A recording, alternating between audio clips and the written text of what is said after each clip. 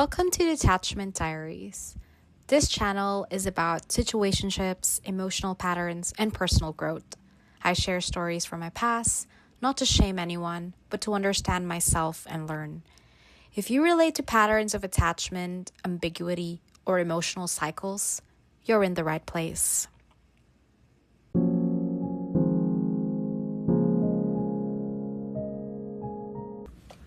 I once slept over at a guy's house, even though I knew within the first 30 seconds that I didn't like him. And when I say knew, I mean my body knew.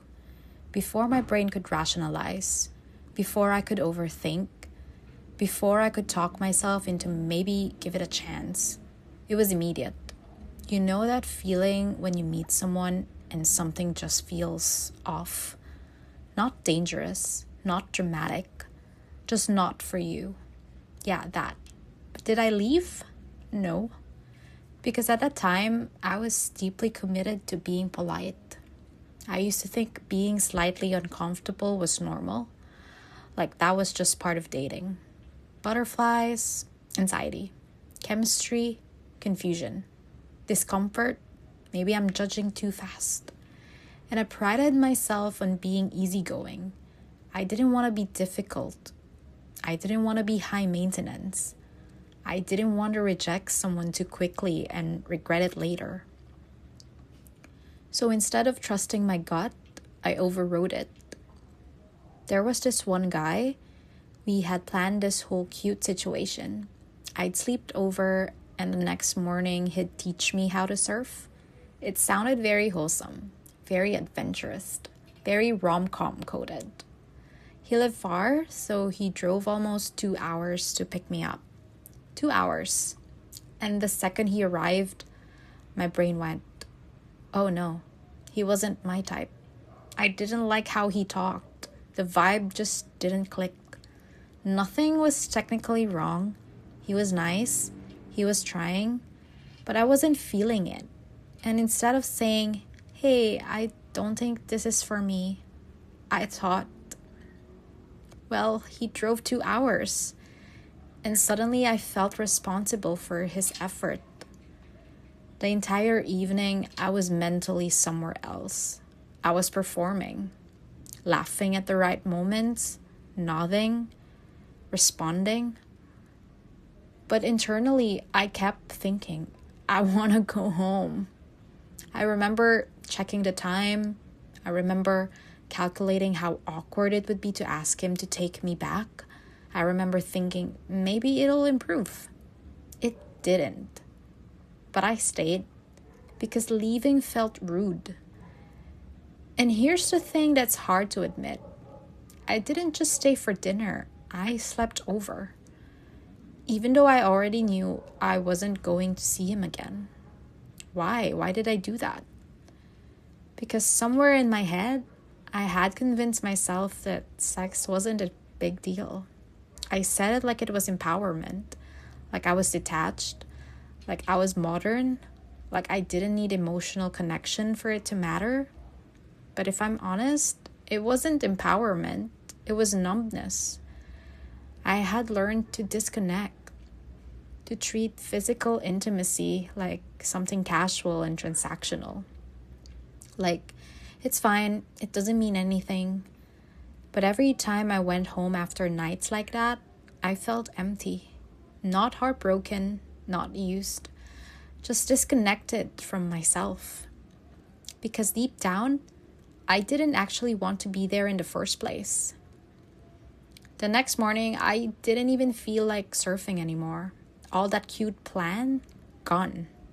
I just called a cab and left. No dramatic goodbye, no explanation. We never talked again. And sometimes I replay it at night and think, why didn't I just leave when I first felt it? And it wasn't just him. There were other dates too that happened like that. Dates where I knew within minutes I wasn't attracted. But when they said, do you want to come over? I said yes. Dates where I wanted to go home after an hour, but I stayed 3. Not because I was having fun, not because I was curious, but because I didn't want to disappoint someone. I used to believe being polite was more important than being comfortable. I genuinely thought it was better to endure a little uneasiness than risk someone thinking I was rude. And that mindset is so dangerous because the person I kept being rude to was myself. I can literally describe how it feels in my body when I'm not feeling a date. My chest tightens, I start planning my exit, I look at my phone more, I mentally rehearse excuses. I imagine being in my own bed.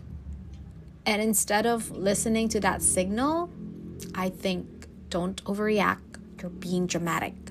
Give it time. Maybe attraction grows. And here's what I've realized. Attraction can grow, but discomfort rarely disappears when your intuition is already clear. I've never once stayed on a date I wanted to leave and later thought, I'm so glad I ignored my gut. Not once. Never happened. What actually happened is I prolonged my own uneasiness and sometimes escalated it. There's also something deeper here. Back then, I was chasing emotionally unavailable men.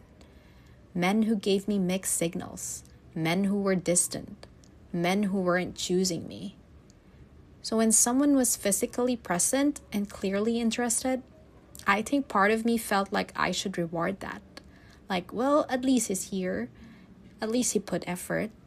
But just because someone is available doesn't mean they're aligned. And just because someone puts in effort doesn't mean you owe them chemistry. I also think I confused open-mindedness with self-betrayal. I wanted to be someone who gives people chances. Someone who doesn't judge too quickly. Someone who is relaxed about sex. But I never asked myself, am I actually comfortable? And the answer was often no. The biggest lesson I learned from those awkward dates isn't about them. It's about boundaries. You are allowed to change your mind mid-date, mid-conversation, mid-anything. Consent isn't a contract signed at the beginning of the evening.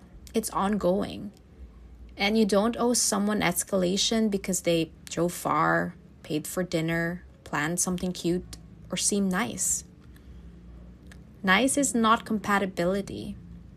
Effort is not chemistry. And politeness is not a reason to override your instincts. Looking back, I don't judge that version of me.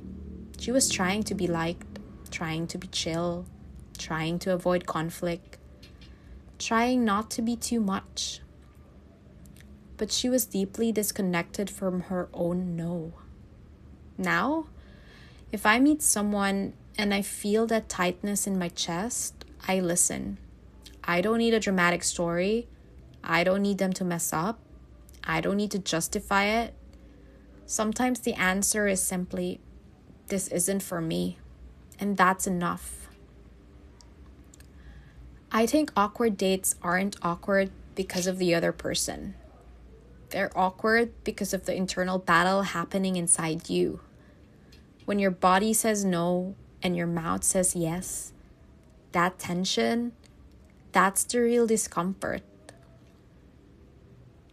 If you've ever stayed somewhere you didn't want to be, if you've ever said yes because saying no felt heavier, if you've ever treated intimacy like it was not a big deal just to avoid awkwardness, you're not alone. But you deserve better than enduring something just to be polite.